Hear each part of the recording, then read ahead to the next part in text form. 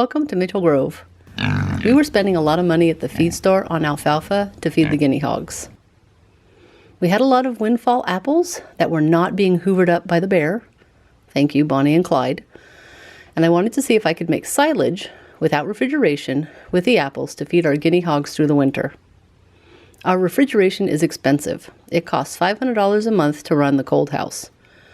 I could see that we had a spot by the hillside that stays cool, and we had some pickle barrels.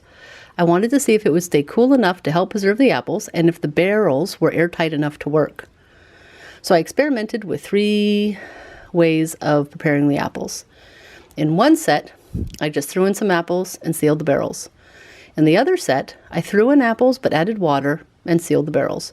In the last set, I ground up apples. I used a sharpened paint stirrer in a 5-gallon bucket to grind the apples, and then I just added it to the barrel and sealed it. And then I just waited and started opening up the barrels. Each type worked great. Eventually they all turned to vinegar, but the apples were good to feed to the pigs. And I have found that vinegar is good for livestock, so it was very convenient that our feed and vinegar was worked in naturally. Of the 3 types of preparation of apples, my favorite was the just throw it in the water and seal. I feel this worked better than the barrel without the water. I just felt the apples kept better.